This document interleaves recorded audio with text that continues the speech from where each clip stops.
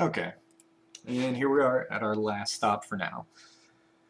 This is how far I've gotten with the idea that I had originally had mixed with the second idea that you saw. This is not nearly as random as an open world procedurally generated game, but it is a little bit more structured than the current or the original map editor that I showed off. This is going through the idea that I'm going to have 10 by 10 map modules um, that can act as, you can think of one of them being possibly like a quest starting location. You can jump to another one to complete the quest, and then another one being the end quest location, or multiple quest locations and endings and stuff like that. Or having a 2 by 2. So all 4 of these would be one quest start location. Um,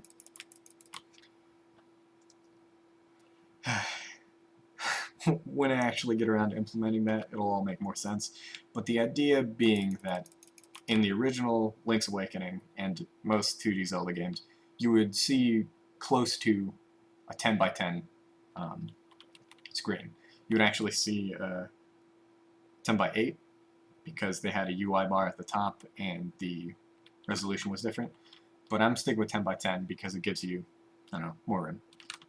But the idea is that you see 16 of them all at once, at all times, sorry. And it gives off the feeling of you kind of being in, and I don't know, you're in a new world, right? Like, it's tough to design a game like this because, and one of my friends already talked to me about this. He asked me, what if, I think your character's too small.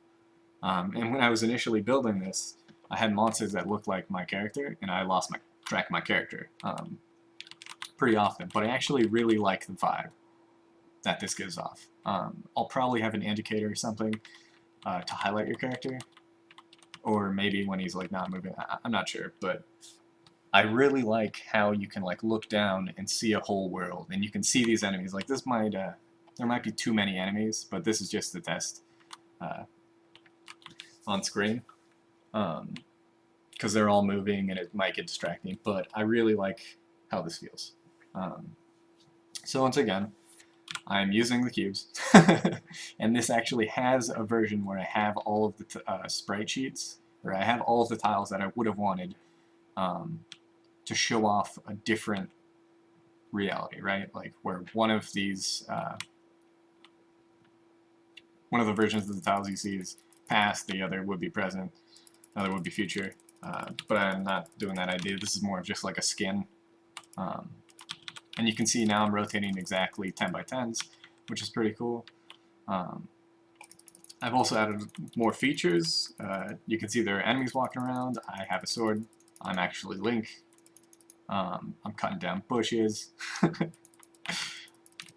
But what I updated again, this is such a strange thing that happened.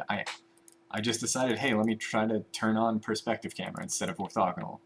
And traditional 2D games have orthogonal camera perspective, or they don't even have a camera at all, and you're just drawing sprites on screen. So what this actually allows me to do with Unity is you get perspective when things are closer or further away. And in the other versions that I was showing off, you didn't actually get that. I didn't show any examples of it. But now I'm going to show you what I mean. So I just hit a button, and now enemies are going to fall from the screen, or from the sky, I guess.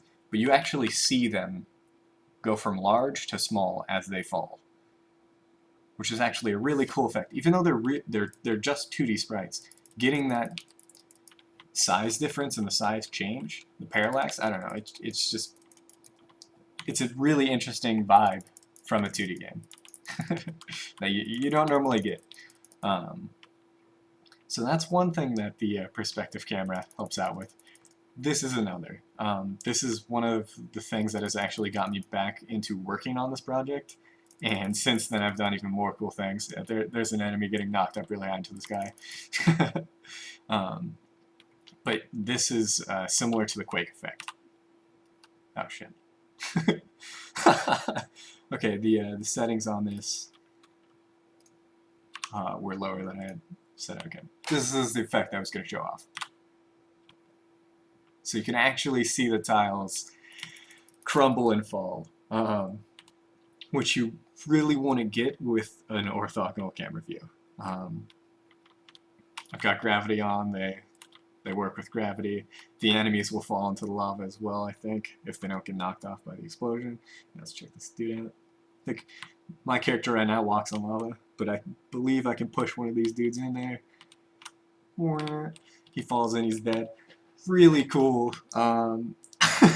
It revived my passion for the project. There's so much more I can do. I can actually turn the lava off here, and you could watch as these blocks.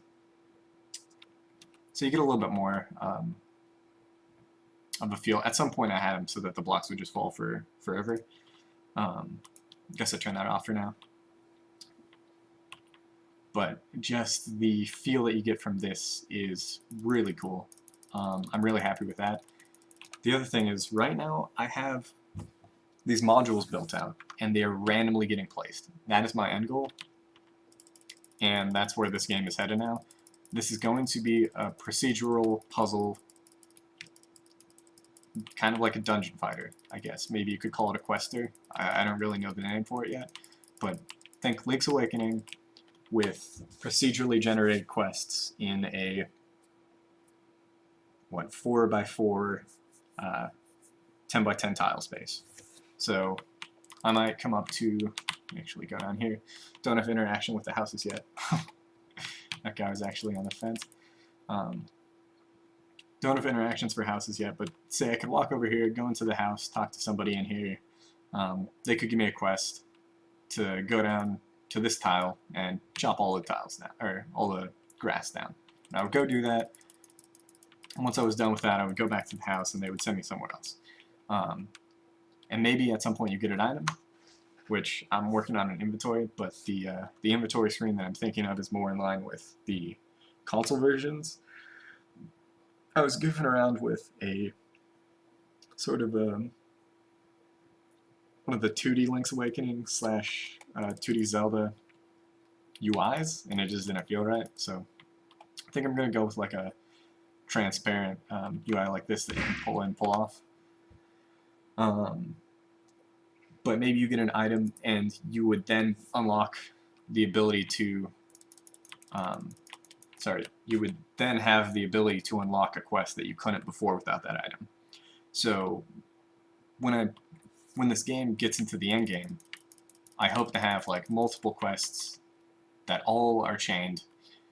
So you go through one quest, you unlock a bow, that unlocks the ability to go through another quest, that unlocks the boots or the rock sleeve, and you could then jump, get to the final quest in that map, beat the final quest, maybe there's a boss, and then start all over by just having it revamp the world. And then you're just in a new world. So the idea is for it to be a very replayable, very cool, reproducible slash procedural game where I can make these quest modules and then sort of interchange them with each other. That I'm going to go into a lot more detail in dev blog posts and updates, which I hope to be pulling out or rolling out in the next few weeks. But again, this is the first time I've done anything like this. Although, like I said, just this interaction with the explosion has motivated me so much, just because of how much I love how that looks. So I hope to keep going with this project, and I hope to get support. Just in anything, like comments, I don't know, outreach, any help I can get, I'll figure it out. I'll be doing some more community stuff in general now, instead of just sort of keeping this stuff to myself. So yeah, now you can see the current build, where it's at. I'm super happy. I'm gonna keep going. Hopefully, I don't know Nintendo's policy for me using their sprites like this, because when and if I release this game, I'm not gonna have these sprites in here. Hopefully, like that's not my plan. I want to actually make this into a game that is mine.